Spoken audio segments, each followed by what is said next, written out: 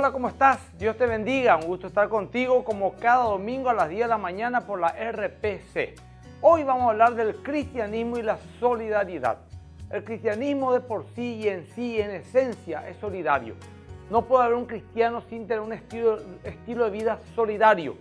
Puede ser que alguien diga soy cristiano porque pertenezco a una religión o porque conozco algo de la Biblia, pero la característica de un cristiano es la solidaridad. Jesús dijo: me diste, tuve sed y no me diste de beber, estuve enfermo y no me visitaste.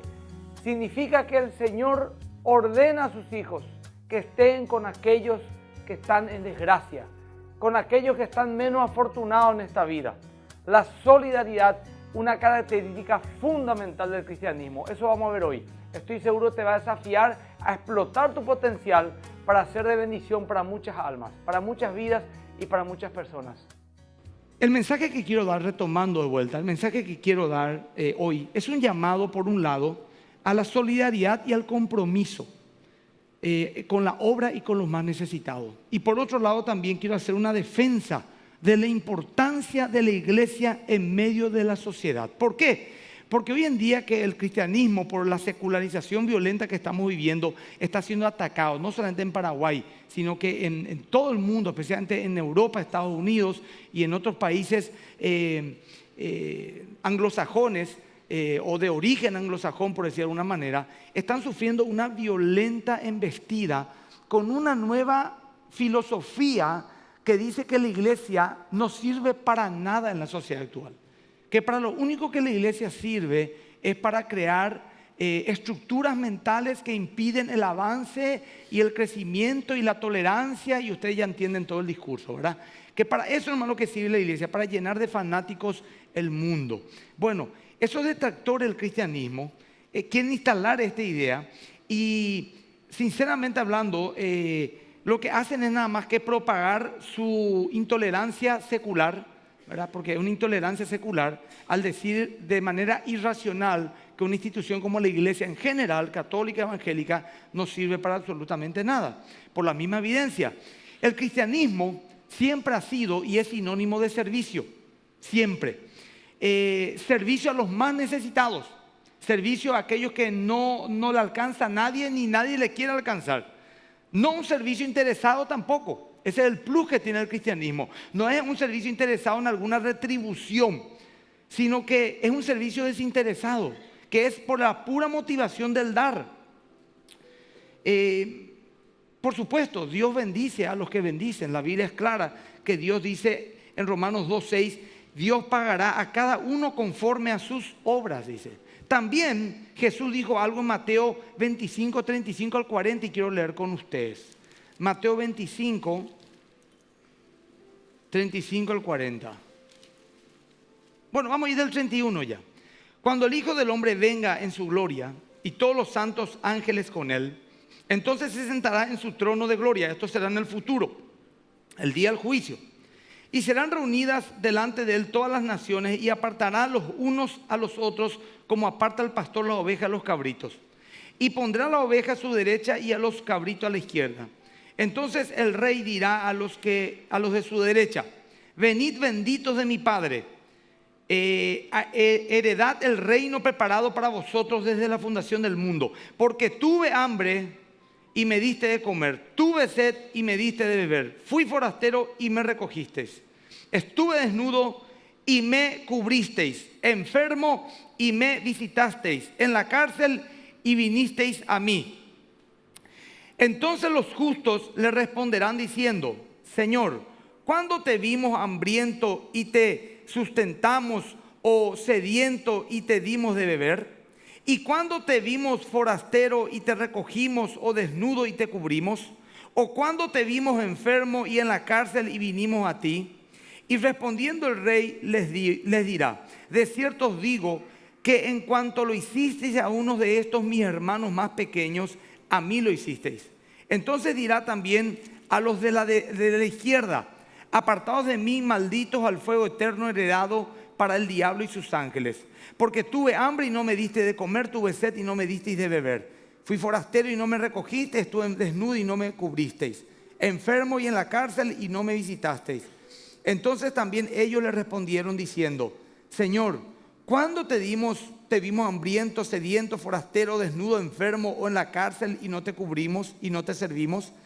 Entonces le responderá diciendo, de cierto os digo que cuanto no hicisteis a uno de estos más pequeños, tampoco a mí hicisteis. E irán estos al castigo eterno y los justos a la vida eterna. Bueno, lo que yo puedo ver acá es que Dios no toma en poco, o toma muy en serio la falta de caridad y generosidad para con el prójimo. Es muy duro lo que hemos leído.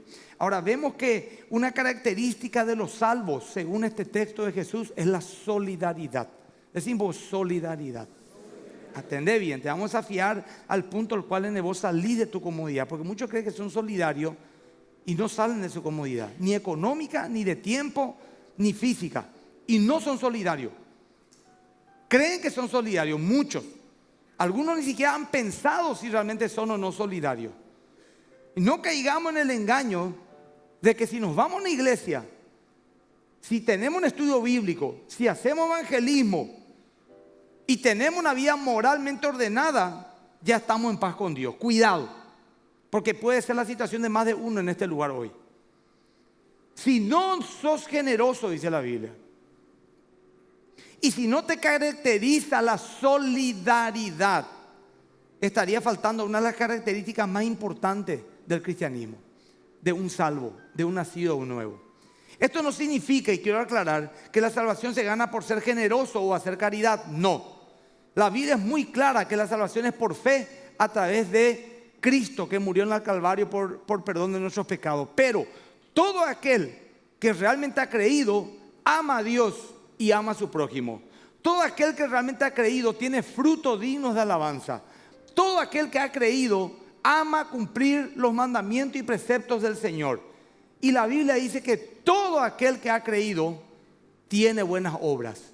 Vamos a mirar Efesios 2, 8, 9 al 10. Efesios 2, 8, 9 al 10. Porque por gracia sois salvos por medio de la fe. Ahí dice, somos salvos por gracia, por medio de la fe. No hay otra manera de ser salvo. No por obras, clarito, para que nadie se gloríe. ¿Estamos de acuerdo? Dice, porque por gracia sois salvos por medio de la fe. Y esto no es de ustedes, es un don, es un regalo de Dios la salvación. No por obras para que nadie se jacte o se gloríe o diga, yo me merezco ser salvo. Y dice ahí, porque somos hechura suya, creado en Cristo Jesús. Y ahí viene, para buenas obras. Es el resultado natural de una fe verdadera, las buenas obras, las cuales Dios preparó antemano para que anduviésemos en ella. La Biblia es práctica, gente. Muy práctica es la Biblia. Y lejos de la ignorancia de aquellos que suponen que la Biblia es un libro meramente mítico, místico, que está enfocado en el más allá y no tiene nada que ver con el más acá o con la vida al día a día, y que no tiene nada que aportar a la vida diaria y que no tiene nada que aportar a tu día a día. Al leerla, si vos estudias la Biblia seriamente, vas a darte cuenta que la enseñanza de Cristo son absolutamente prácticas y tienen tanta fuerza para el más allá como para la vida terrenal. Es más, vamos a un solo libro, el libro de Santiago, tal vez una de las epístolas más prácticas del caminar cristiano, donde nos dice esto en Santiago 1.27 y es nuestro lema, Santiago 1.27. Es la lema, la fundación que llevamos adelante, que es huellas de amor, de acogimiento de niños en estado de vulnerabilidad y mujeres abandonadas también. Salmo 1.27, Santiago 1.27 dice, es clarito. La religión pura y sin mácula delante de Dios el Padre es esta. Ahí nos paramos todos los católicos, los evangélicos, los bautistas, los presbiterianos, todos nos paramos y iba a decir ahora el nombre de mi iglesia. Para decir la religión verdadera, la religión pura es, y 2 puntos, la iglesia más que vencedora, decir todo vamos, no, así, ¿verdad? Eso es lo que la gente piensa. Esta es la iglesia verdadera, te dice la gente, ¿sí o no? ¿Verdad? Y ya como diciéndote de tu iglesia falsa, más o menos, ¿verdad? Esta es la única iglesia que Cristo fundó, te dice, ¿verdad? Yo no encontré ni una parte en toda la Biblia, iglesia más que vencedora, no encontré nada. Y Cristo fundó la iglesia bautista, presbiteriana, católica, apostólica. Yo no veo en la Biblia. Entonces tenemos que, si no hay un nombre, tenemos que, ¿cómo es? Si no hay un nombre, por ejemplo, la pornografía es un pecado. Ser actor porno es un pecado. ¿En qué parte de la Biblia dice ser actor porno es un pecado? ¿En qué parte le dice la pornografía es pecado? En ninguna parte. Entonces, ¿por eso está mal o está bien? ¿Por eso está bien? No, tiramos al filtro de la palabra y la Biblia misma nos dice que está bien y que está mal. Pregunto, cruzar luz en rojo a 90 kilómetros por hora, mediodía, Mariscal López y San Martín, ¿es pecado? ¿Y dónde dice la Biblia cruzar luz roja? ¿Entiendes lo que te digo? El punto es esto. La Biblia no nos va a decir todos los pecados del mundo. No nos va a decir todo lo bueno del mundo, pero nos da el filtro de la palabra de Dios. Así también queremos saber cuál es la iglesia verdadera. La gente se pregunta, hay 30.000 religiones, ¿y por qué crees que tu iglesia es la verdadera, tu religión es la verdadera? Sencillo, miremos las características de una verdadera iglesia, y si nosotros como iglesia y como persona somos parte de esa iglesia según los filtros y las características que la Biblia da. ¿Me estoy explicando, gente? Es muy práctico lo que le digo, ¿verdad? Entonces acá nos va a decir que la religión verdadera, la que no tiene mancha, es 2 puntos. Visitar a los huérfanos y a las viudas en sus tribulaciones y guardarse sin mancha del mundo. O sea que una persona y una iglesia que no asiste al necesitado, que no mete la mano en el bolsillo para el pobre, o que no se santifica, que vive en pecado, amando al mundo y todo lo que vos sabés, puede ser una iglesia verdadera. Y puede ser una persona verdaderamente creyente. Si yo, por ejemplo, acá armo una fiesta loca un fin de semana y los pastores son los animadores, es una iglesia verdadera. Porque es sin mancha el mundo, pues, este es santo. Y si por ahí decimos, che, gente, no den que a los pobres los tienen que estar así. Jesús lo dijo, a los pobres siempre lo tendréis. Mejor vamos a comprarnos un auto del año todo y vamos a viajar todo, y vamos a disfrutar nuestra plata. Tampoco es verdadera, porque la Biblia dice que tenemos que ser generosos. Entonces vamos un poco a... vos sabés que es la única parte en todo el Nuevo Testamento que en el original dice religión, es esta, la única. Así que vos podés decirme tu religión con boca abierta, pero si vos no sos solidario y no te abstenés de la mancha del mundo, del pecado, no te santificás, no importa que esté al lado del mayor apóstol, papa, sacerdote o pastor, no sos parte de la iglesia de Cristo. ¿Verdad? Clarísimo. Nadie puede decir, no entendí muy bien qué me quiso insinuar. A Dios, y atendé bien, le importa poco le importa a Dios las formas y los ritualismos religiosos, poco. Dios está interesado en una vida de amor práctico. Mi amor tiene que ser práctico. Santiago nos dice que el estudio práctico del nuevo nacimiento, escuchá, el resultado, Santiago nos dice en otras palabras, el resultado práctico del nuevo nacimiento se encuentra en actos de gracia y en un caminar de separación. O sea, amor práctico y santidad práctica. ¿Cómo yo demuestro mi amor? Sirviendo. ¿Cómo yo muestro mi santidad? Viviendo de una manera tal que la gente diga, ese es un hijo o una hija de Dios. Te voy a hacer 2 preguntas nomás, hay varias, pero te voy a hacer 2 preguntas nomás, para que vos puedas poner a prueba tu fe. Primera pregunta, ¿lees la Biblia con un humilde deseo de que Dios te reprenda y te enseñe y te cambie? Cuando vos lees la Biblia, lees con un deseo sincero y humilde de que puedas encontrar en sus páginas confrontación, reprensión y que esto te lleve a un cambio de vida. Segunda pregunta, ¿se manifiesta tu fe en actos de bondad a los que no pueden devolvértelos? Porque la carne quiere darle un favor a alguien que el día de mañana le puede decir, me debe un favor, ¿entendés? No, a alguien que jamás te va a poder devolver. La iglesia primitiva tenía esta herramienta como una de las más poderosas a la hora de evangelizar, junto con el mensaje, el compromiso con la obra y los necesitados. Pablo nos relata algo en 2 Corintios 8:9 y nos habla de la ofrenda para los santos. Se referiría a la caridad de la iglesia. Son 2 capítulos, no lo voy a leer, pero sí voy a leerte 7 versículos y está en 2 Corintios 9, 6. Dice, Recuerden lo siguiente: un agricultor que siembra solo unas cuantas semillas obtendrá una cosecha pequeña, pero el que siembra abundantemente obtendrá una cosecha abundante. Cada uno debe decidir en su corazón cuánto dar, y no den de mala gana ni bajo presión, porque Dios ama a las personas que dan con alegría. Y Dios proveerá con generosidad todo lo que necesitan. Entonces siempre tendrán todo lo necesario y habrá bastante de sobra para compartir con otros. ¿Eso a quién le está diciendo el Señor? ¿A quién? Escuchen y lean. Y no me digan, ahora la cosa está mal, ahora ganaron tal partido y el Paraguay va ahí. No quiero esa pavada. Ustedes son hijos de Dios. Y en las grandes crisis vienen las grandes bendiciones. Eso está ahí, leen los libros. Quiero que crea, sea un empleado público, sea un empresario. Dios dice a sus hijos, repito, porque de verdad estoy un poco cansado de la gente que mira solamente las circunstancias humanas y no le miran a Dios. Pastor, ¿viste pero quién ganó? ¿Entendés, pa? Por favor, miren. Y Dios proveerá con generosidad todo lo que necesiten. Y Dios proveerá todo lo que necesiten. Entonces siempre tendrán todo lo necesario y habrá bastante de sobra para compartir con otros. Palabra de Dios, te alabamos, Señor.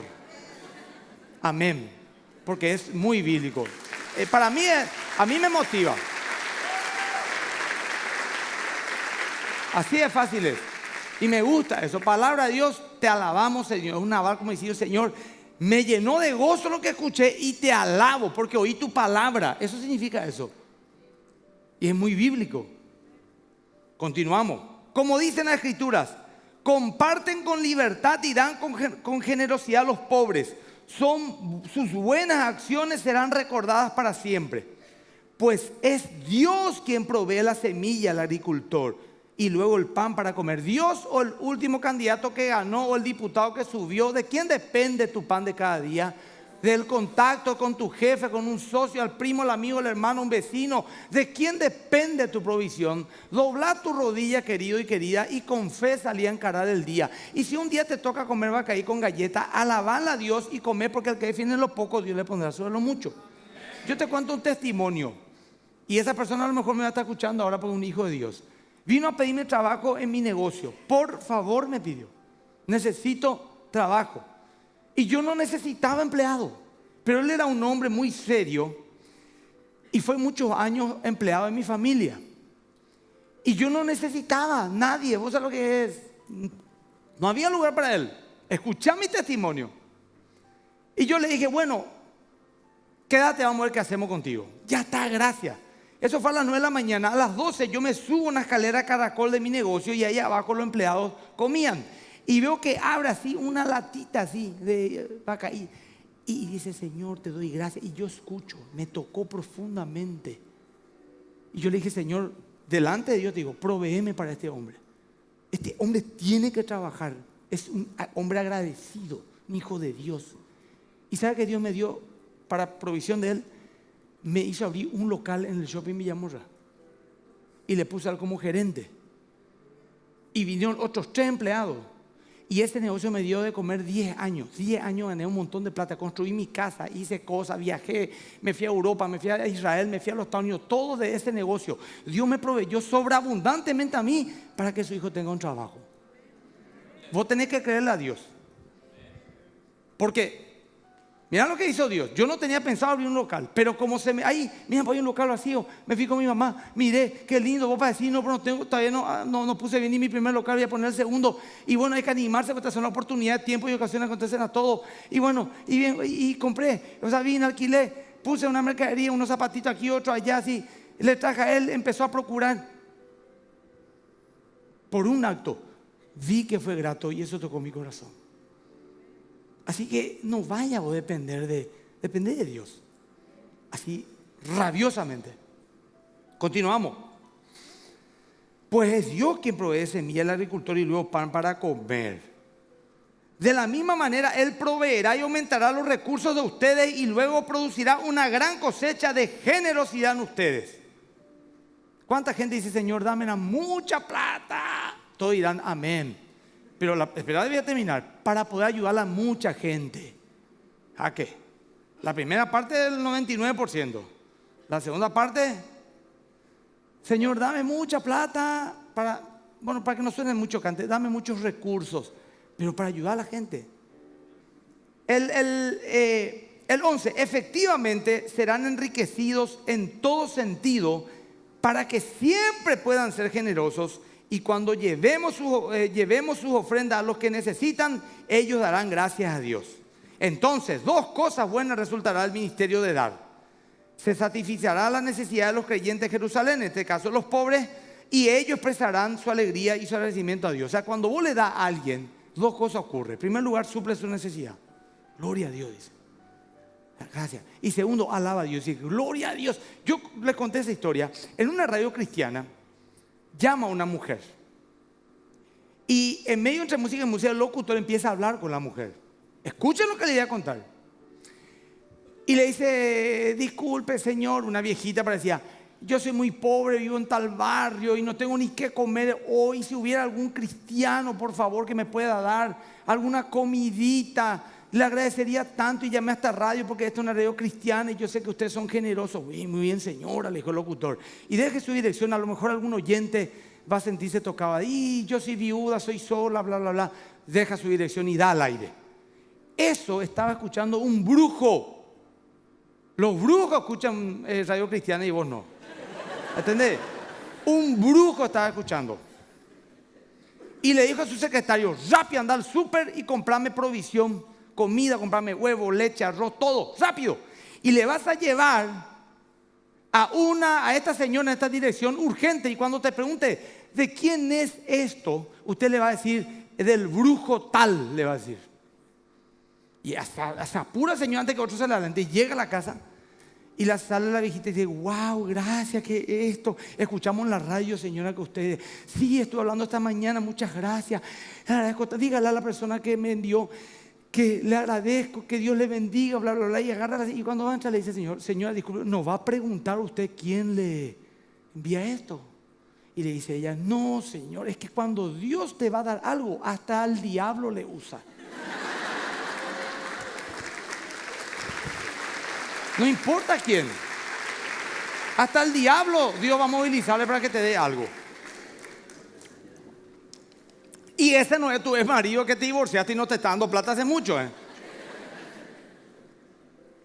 Sí, porque uno dice, pastor, el diablo me dio, mi ex marido apareció en la nada y me dio para... No, esa hay que ganarle para el Señor.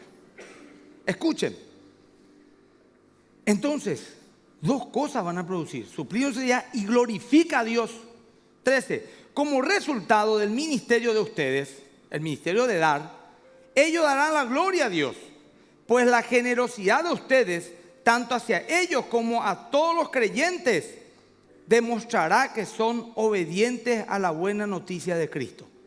Y ellos orarán por ustedes con un profundo cariño debido a la desbordante gracia que Dios le ha dado a ustedes. Gracias a Dios por este don. Es un don. Es un don el dar. Créeme que es un regalo de Dios, pues naturalmente no queremos dar. Yo le dije una vez a un pastor, si esto es tu hijo de 11 años, es su cumpleaños, sí, vamos a una juguetería, le voy a comprar algo de mi parte. Ya, tus hermanos, me dijo el pastor, en el shopping. Nos fuimos, entramos en la juguetería. Y yo miré todo así, los juguetes, y dije, me fui hacia la parte medio así, lindo juguete, pues más baratito, el juguete 500,000, 600,000, me fui. Decime, ¿y qué crees que le regala a tu hijo, pastor? Y me dijo, y que sea un regalo de amor nomás, me dijo. Y yo pensé, me dijo algo sencillito nomás. Y después completó. El regalo de amor es, por ejemplo, comprarle algo como si fuese tu hijo, me dijo. Ese regalo de amor, pues ahí. Acá están todas así, se valía 35,000, 40,000. Y me fui así, miré. Me piqué un 300,000 una patineta. Yo quería gastar 30,000 nomás. Pero el amor que hizo.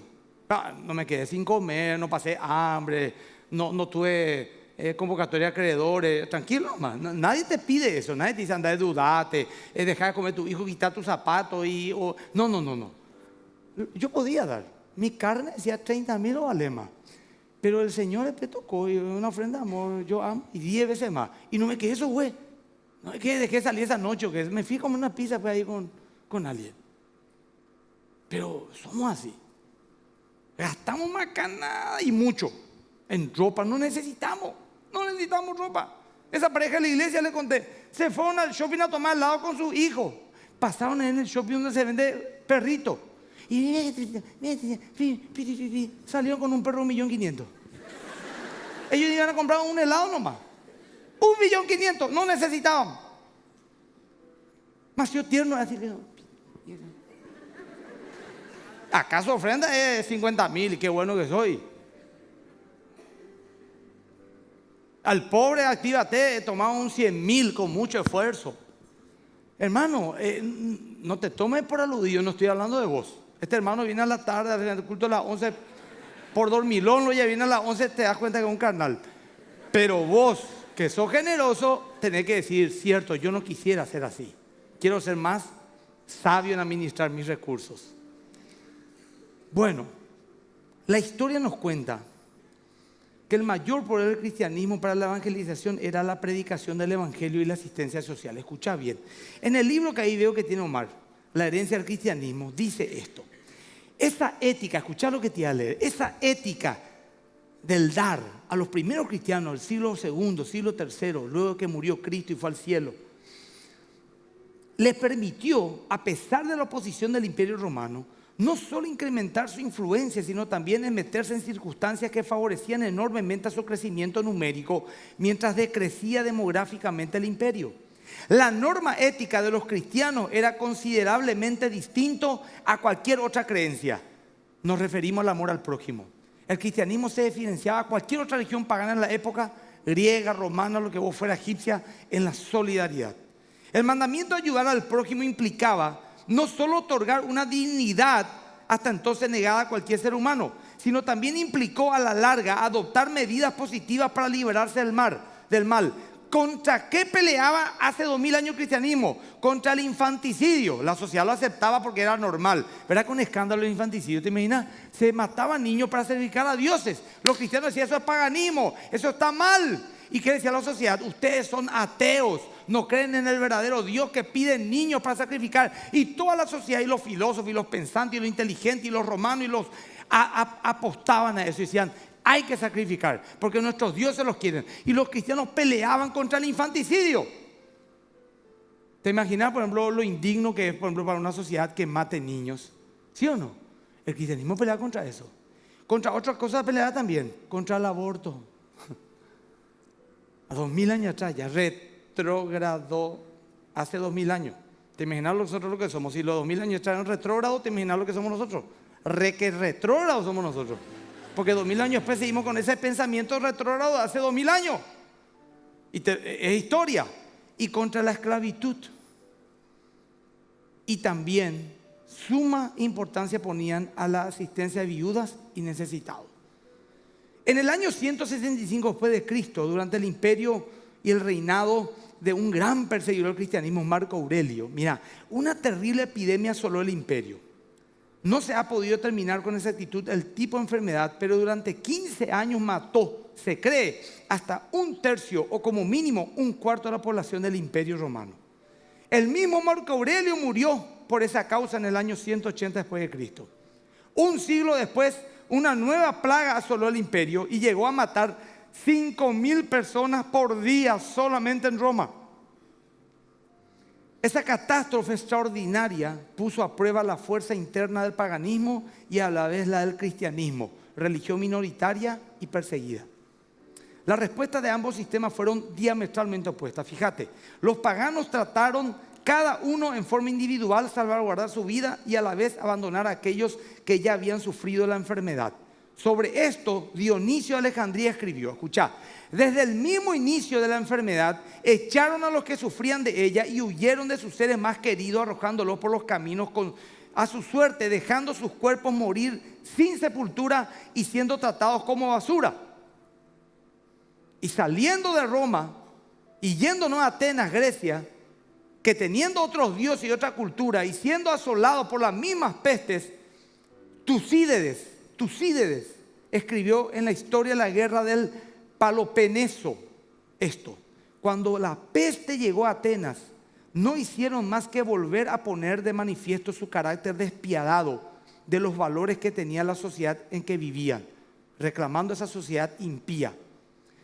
Si consideraban lícito, dice, escuchen, qué interesante, si consideraban lícito el infanticidio y el aborto, y si no censuraban el abandono de sus hijas y su entrega al matrimonio ante la pubertad, si disfrutaban con el derramamiento de sangre en los espectáculos públicos, se pregunta, ¿por qué razón deberíamos de creer? Si ellos practicaban esas cosas, ¿por qué razón deberíamos de creer que hubieran permanecido al lado de sus seres más queridos que podían haberles contagiado una enfermedad letal? Si esta sociedad que apoya el aborto, mira, si va una mamá con un bebé de 1 mes de nacimiento y le tira por el coche, ¿qué van a decir la sociedad? Si ve una casa y sale una mamá, abre la puerta y le tira a su bebé de 3 días y se cae en la calle, ¿qué vamos a decir nosotros? Nos indignaríamos. Pero sí, una mujer puede irse a una clínica de aborto hoy en día y echarle de su propio vientre a un bebé que, según un pensador y un sociólogo uruguayo, es una larva. Una larva. Pregunto yo, ¿por qué tiene que ser condescendiente una sociedad que apoya estas cosas con el más necesitado? Y te voy a demostrar de que es la iglesia la que sustenta y bendice. Porque nos dicen también, ¿dónde están los provida con que fulano y mengano? Ahí estamos los provida, sirviendo y ayudando. Ahora, nos da más basta a todos, por supuesto. Esto es un país totalmente degenerado. Esto es un país lleno de pornoadictos. Esto es un país lleno de promiscuidad. Esto es un país que los fines de semana se llenan los prostíbulos, los reservados, las fiestas locas, el alcohol. Esto es uno de los países que más alcohol se vende proporcionalmente, se toma en toda América Latina. Por supuesto, es un país destruido. No vamos a dar abasto. Pero los verdaderos cristianos estamos trabajando mucho. Y la misma hipocresía de aquellos que dicen que la mujer es cosificada, que el hombre, que el patriarcado, apoyan la prostitución, apoyan el aborto, apoyan el abuso en los medios de las mujeres, cosificándolas. Vamos a ver qué ocurre. El mismo Galeno, ¿vos te acuerdas de Galeno? Galeno se le dice a los médicos porque era un médico célebre. Él vivió en la peste de la época de Marco Aurelio y no solo no quedó en Roma para asistir a los enfermos, sino que mandó todas sus posesiones hacia menor. Ni sus posesiones quería que se contagien. ¿Quiénes quedaron en Roma, dice el escritor, el historiador, y en Atenas a ayudar a los enfermos? ¿Quiénes quedaron? Sí, los incultos, retrasados, desechados, retrógrado. Yo pensé que eso se inventó ahora. 2000 años ya que yo no veo. Retrógrado. Cristianos. Los ignorantes, los burros, 2000 años ya. Los tontos, ¿se acuerdan? Panestea, el dibujo del burro crucificado con cuerpo humano y que oraba un cristiano a un burro crucificado llamando a Cristo, como diciendo, o solamente un burro para orar a otro burro. ¿Se acuerdan? Una inscripción que se encontró. Yo mostré eso en la vergüenza de la cruz, en la predica de la vergüenza de la cruz, lo van a encontrar. Nada cambió en 2000 años, nada cambió, nada, todo es igual. Es más, Cipriano de Cartago en Mortalidad 15:20 describe la situación angustiosa y cómo los paganos huyeron mientras los cristianos optaron por quedarse a ayudar a los enfermos. Y escribe, los que estaban sanos atendían a los enfermos, los parientes atendían amorosamente a sus familiares como deberían, los amos mostraban compasión por sus esclavos enfermos, los que sabían de medicina no abandonaban a los afligidos. Los cristianos, escribe, nos están enseñando a no tener miedo a la muerte. Dionisio de Alejandría señala lo siguiente: la mayoría de nuestros hermanos cristianos mostraron un amor y una lealtad sin límite, sin temer el peligro. Se hicieron cargo de los enfermos, atendiéndolos en sus enfermedades y sirviéndole a Cristo. Y gracias a ellos partieron de esta vida serenamente felices. Los mejores de nuestros hermanos perdieron la vida de esta manera, como resultado de una gran piedad y fe fuerte como un martirio, dice. No solo los paganos no ayudaban y huían egoístamente, sino que ni siquiera tenían un apoyo espiritual para darles en su desgracia a sus enfermos. Y dijo Juliano, que fue el último que quiso instaurar de vuelta al paganismo, su último esfuerzo, el paganismo había sido absorbido por el cristianismo copó todo el imperio, porque el cristianismo iba en las cocinas, en los establos, iba al pobre, al necesitado, y sucumbió el imperio mismo 300 años después. Juliano trató de restaurar y le escribe una carta a los sacerdotes paganos de Galacia y le escribe esto y les dice: los cristianos tienen un carácter moral muy elevado, mostrando benevolencia hacia los extraños. Creo que cuando los sacerdotes paganos descuidaron y pasaron por alto a los pobres, los impíos de Galileo, los impíos galileos nosotros somos, ¿verdad? Impíos porque ellos no creen en sus dioses, entonces son no creyentes. Impío es no creyente, pío es creyente. Entonces, al no creer en sus dioses era muy impío, ¿entendemos? Dice, entonces los impíos galileos cristianos se percataron de ello y se entregaron a la caridad. Y en otro lugar añade: los impíos galileos no solo ayudan y sustentan a sus pobres, sino también a los nuestros. Y pueden ver nuestra gente que carece de nuestra propia ayuda, por supuesto. Si ni siquiera nuestros dioses en su teología demuestran piedad, compasión y solidaridad, ¿por qué lo harían ustedes?, le dijo a los sacerdotes. Porque el Dios en quien crees forma tu carácter, y nuestro Dios es un Dios de amor, de misericordia, de gracia, de fe, de perdón, de santidad. No es cualquier Dios el que vos tenés. Y si crees en ese Dios, demostrá ese carácter. No hablo de perfección, pero hablo de un carácter de solidaridad, de fe. La cultura de la ayuda y la solidaridad en nuestras actuales sociedades es fruto de la fe judeo-cristiana, le duela a quien le duela. Le molesta a quien le moleste.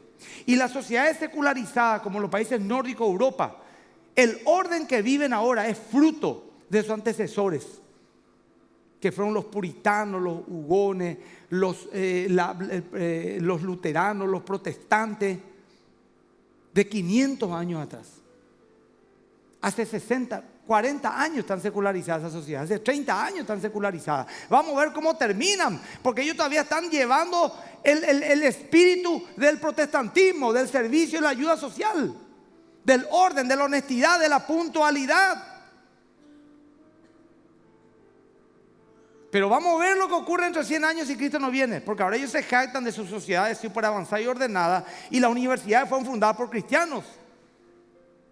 La cultura moral fue fundada por cristianos. No se vayan a 1000 años atrás, váyanse a 150 años atrás y vean sobre qué base fueron fundamentadas sus sociedades. Ellos hace 30 años están secularizados. Vamos a ver cómo terminamos entre 100.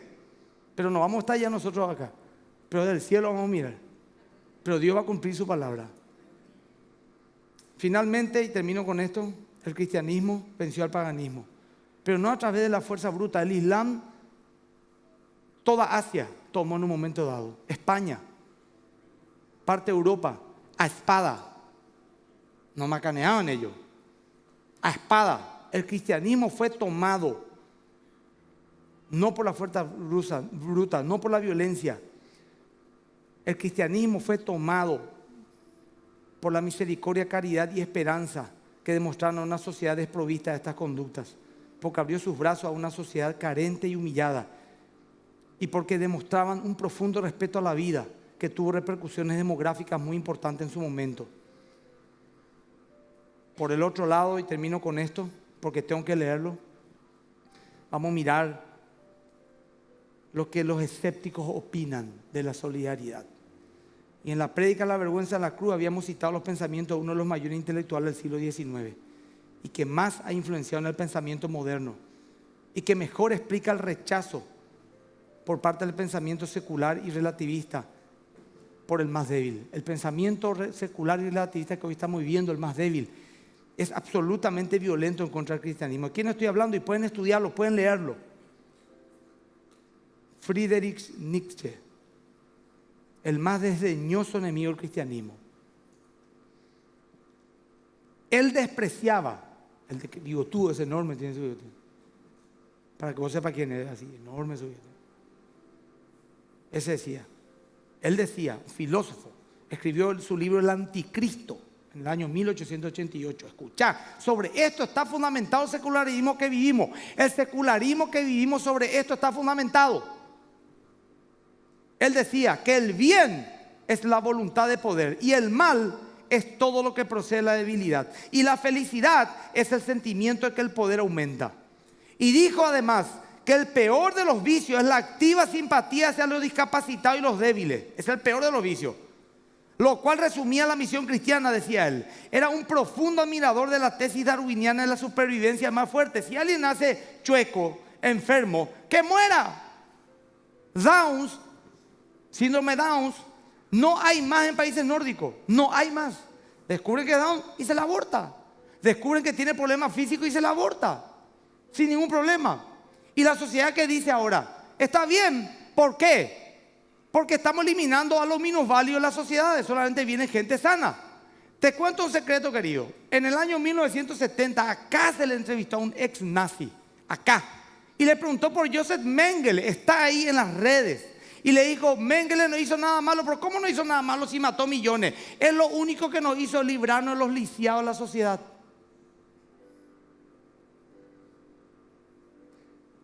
O sea que había sido Hitler, era un visionario, tenía razón, nos equivocamos. ¿Para qué le perseguimos? Y él decía eso, ¿para qué vamos a tener enfermos? Hay que matarle. O no dicen eso ahora mismo mucha gente. Hay que matarle, que vamos a estar teniendo, cuidarlo de los niños discapacitados.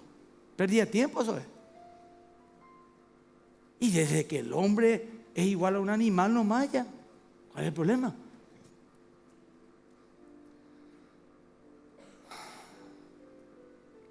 La filosofía de Nietzsche alimentó grandemente y se basó Hitler en ella para justificar su genocidio. Nietzsche quería abandonar cualquier tipo de debilidad o apariencia de ella y buscar el superhombre. Leen sus libros, yo no estoy inventando.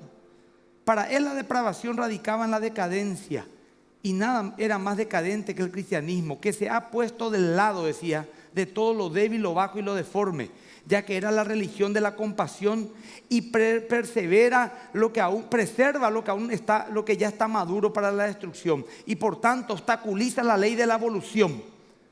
Decía que el Dios cristiano era el más bajo de todos los dioses, pues era un Dios de los enfermos y su hijo el Dios de la cruz.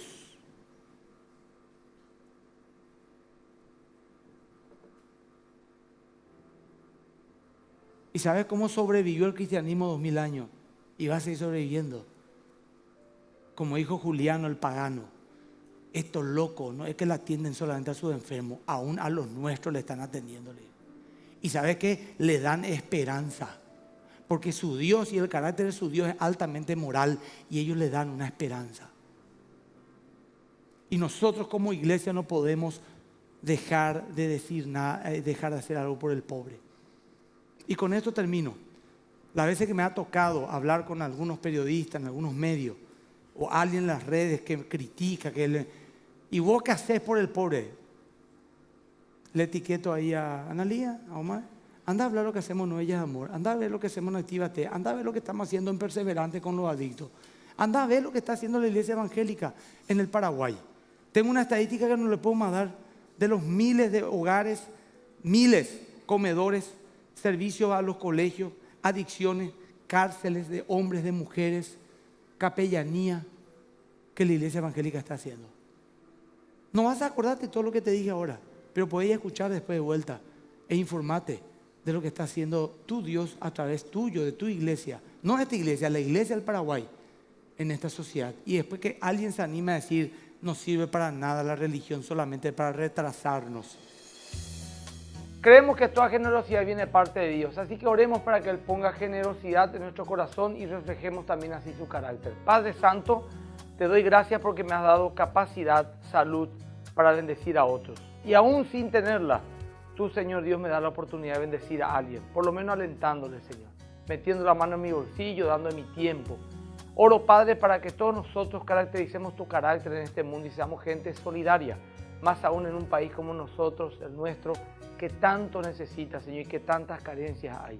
Oro para que tu pueblo sea levantado y que estas personas que están mirando ahora la televisión, que están viendo este material, sean tocadas por el Espíritu de Dios y les dé, Señor Dios, una actitud solidaria, un estilo de vida solidario para bendecir a los menos afortunados. Te damos gracias por este tiempo, Padre, y lo hacemos en el nombre de Jesús.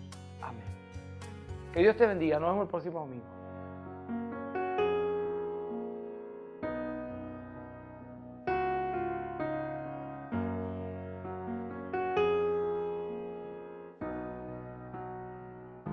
sobre todo poder y rey, sobre toda humanidad y ley, sobre todo lo creado por tu mano. Inventaste todo, mi Señor. Sobre todo reino y nación, y maravillas que el mundo conoció. Sobre toda riqueza y esplendor, nada se compara a ti, mi Dios. En la cruz moriste por amor, no bastó dolor y humillación como flor que alguien pisoteó. Quedaste tú y fue por mí, por amor.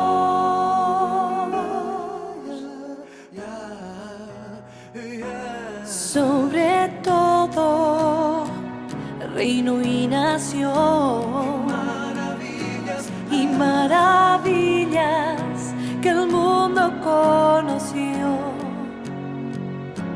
Sobre toda riqueza y esplendor, nada se compara a ti, mi Dios.